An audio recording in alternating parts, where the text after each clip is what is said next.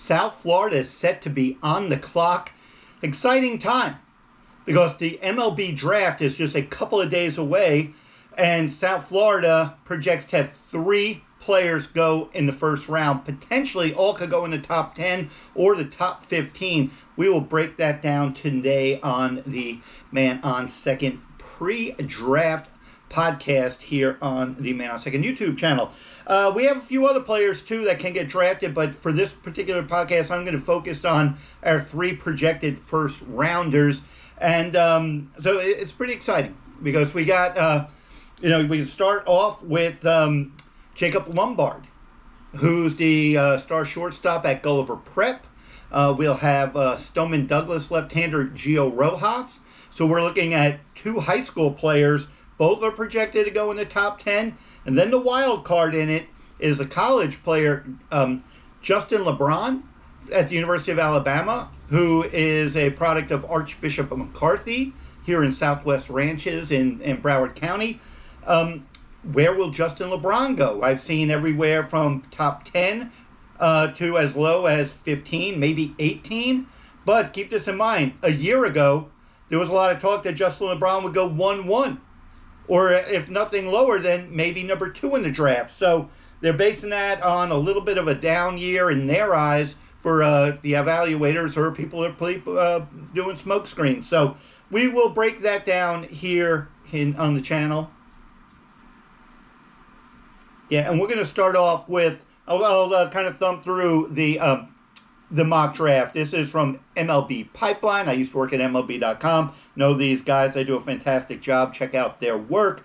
They have going 1-1 overall, Rock Chalowski to the White Sox. To the Rays, number 2, Grady Emerson, the shortstop from Fort Worth, Texas. And number 3, the Twins going with Von Lackey, the catcher from Georgia Tech. That's kind of the top 3 in whatever order. Some people are saying that Emerson could go 1-1. Now, this is where it affects South Florida because we got Jacob Lumbard projected to go 4 to the San Francisco Giants. Pirates going with Eric Booth. Royals, Jackson Flora. Orioles going with Drew Burris. Athletics going with Ryder Helfrich. And then 9, Gio Rojas to the Braves. So we will see about that. 10, AJ Garcia going to the Rockies. 11 to the Nationals, Ace Reese. 12 to the Angels, Derek Carrell. 13 to the Cardinals, Tyler Bell. And then 14, your Miami Marlins, they have taking second baseman from Texas A&M, Chris Hakupane. And then 15 to the Diamondbacks, Justin LeBron, shortstop, Alabama. So let's break it what you need to know about Lumbard. Because I've seen this kid since he was a freshman. Obviously, the bloodlines are there. His father, George Sr., is on the Detroit Tigers coaching staff, a veteran. He used to be in the Marlins system coaching. Older brother, George Jr., Yankees top prospect. I first started seeing Jacob Lumbard when he was a freshman. I was remember watching him play against U School, Nova Southeastern University, high school. And George Jr. was a senior on the team, and then you had Jacob as a freshman. And I remember people saying, as good as George was, to keep an eye on Jacob, and Jacob Lumbard has lived up to the billing. Certainly one of the top players in the country, arguably the best high school player. We'll see. I mean, just because they predict him 4 doesn't mean he can't go higher or even lower. But senior year at Gulliver Prep, 477 batting average, 117 at-bats, 10 home runs, 25 RBIs, 4 doubles. Defensively, very smooth. He gives me Bobby Witt vibes, to be honest with you. I'm not saying he's going to be that good, but I wouldn't be shocked either. Keep this in mind, too. Jacob has been a multi-sport player. He was a very talented soccer player, so he was splitting some time playing, not just playing 100% baseball. So I know that there was a little concerns with swinging and missing his game. I'm not overly concerned with that. I think the kid, once he gets full-time playing baseball, gets in with wood bats, get in an organization and lets it go. I think he could stick it short, but obviously if you're talented enough to play short, you can play other positions as well. So we will closely track Mr. Jacob Lumbard. Again, this kid has so much upside and just looks the part. And, great kid, great bloodlines as noted. So, very high expectations for Jacob Lumbard. Now let's talk about a player who, of these three, have covered for many years. Gio Rojas. Remember when Gio joined Stoneman Douglas as a sophomore 3 years ago? Boy, does time fly. I remember seeing him in a workout. There's a practice I went up, was doing some videos on Douglas, and before the season started, I heard the hype about Gio. He pitched in a scrimmage that day, and it only took like one pitch before you started saying, wow, who is this kid? The left-hander has certainly emerged as one of the, if not the top left-handed pitcher in the draft. Obviously high school is in college or in the draft. So Gio, amazing career at Douglas, won 3 state titles himself. Douglas, of course, has won 6 straight state titles. The other day on my podcast, when I mentioned him, I said, just to clarify it, I said that Gio and Douglas won 3 in a row. I was meaning Gio was part of 3 straight state title teams. Douglas has won 6 in a row. Senior year, Gio 11-1, 0.58 ERA, 124 strikeouts to just 17 walks in 72 2/3 innings. Amazing talent. The guy could hit. He hits right-handed pitches and throws left-handed. Was a DH. If he were just strictly a position player, he would probably have emerged as a talented player and a draftable player as well. But that kind of arm, 97 miles an hour, maybe even 98. He may have touched 99 somewhere along the line. But the kid's just got an electric fastball. He throws a ton of strikes. He's got that either slurve, slider, whatever he wants to call it, that he could throw to righties and lefties. He has a changeup in there.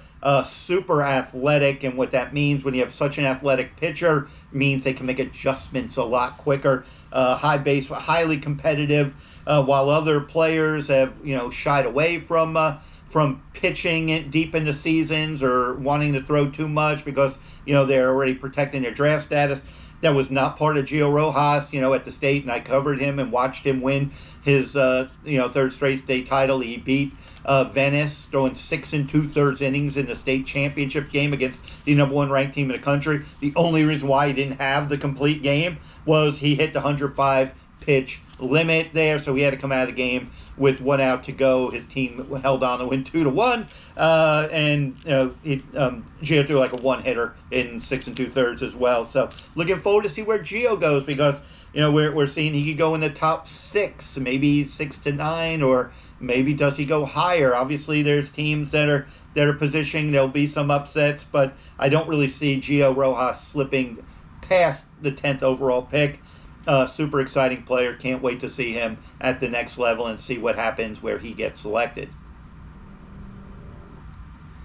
Alas, now, the player I had the most history with of the 3 is Justin LeBron. That's when I first started, when I transitioned into developing Man on Second a few years back. I had the pleasure of covering Justin LeBron when he was a senior at Archbishop McCarthy. He was playing third base then. Antonio Jimenez was the shortstop on that team. Jimenez is currently in the Mets system. A year ago, we were talking about Antonio. He went in the 3rd round to the New York Mets. Justin LeBron, shortstop at Alabama, had an amazing career with the Crimson Tide.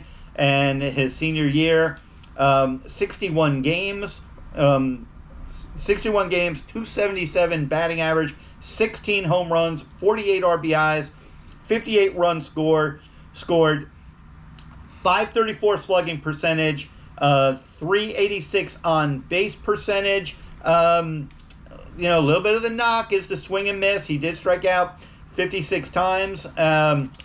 But then when you talk about his speed, elite, 42 stolen bases in 43 attempts, only thrown out once, ladies and gentlemen. That is phenomenal. Defensively, amazingly talented, very athletic, but people were knocking his defense a bit. He did have 19 errors, but he plays shortstop, and to be honest with you, the serious metrics, sometimes errors can be deceptive because he could be reaching balls that other shortstops can't reach. Maybe his first baseman, didn't make some picks or control balls that could have helped him. Sometimes that can be a little misleading if you're only looking at fielding percentage and errors. I don't have more advanced data there, except for I know he's got a plus arm and a super plus athleticism. But LeBron is, a little bit of a victim of, if LeBron were just coming out of high school, would he be in Jacob Lumbard's shoes where looking at maybe the fourth or third or second, maybe he's in the Grady Emerson conversation, maybe he's in the Jacob Lumbard, but he went and played in the SEC, the toughest baseball conference. Highly successful. He was the man there as well. So I can't, I wouldn't be shocked if he goes in the top 10, because I think at the end of the day, what major league teams are looking for is serious impact. And I think a lot of them, maybe some teams will play it safe. Metrics are definitely playing a part, and there's a whole play it safe type of mentality right now. But obviously, Justin, LeBron, all these guys mean a lot to me. Know them personally. With Justin, especially in the off season, and that's where I got a lot of good videos on the channel. Before the season, last summer actually, it started. He was coming back home and hitting with his former high school coach, Aaron Voracek, who had several of his former McCarthy players.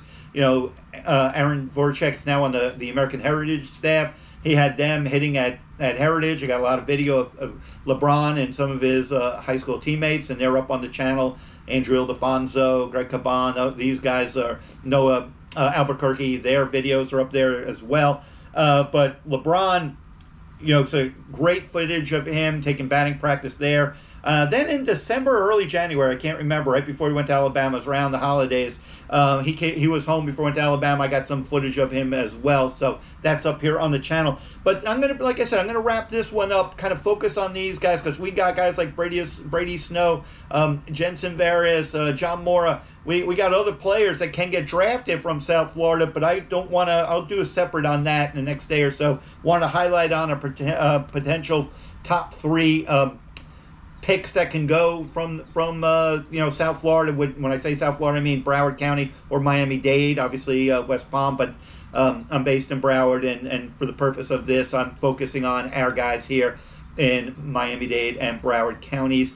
And obviously fallback plans for Gio Rojas, Jacob Lumbard, both the University of Miami signings, but it does not appear likely that either will be going to Coral Gables. But on Saturday, we will find out. It's up in Philadelphia. It's part of All-Star Weekend. So looking forward to seeing what happens. We'll have highlights and kind of push to promote these guys out there. Again, where do you think these guys will go? You could comment there below, and we will we'll get to that. And again, we're going to see how much fun this draft is. Draft is always fun. We've got a lot of good players here in South Florida. Great to see them get notoriety. And we'll see how far they go in the first round.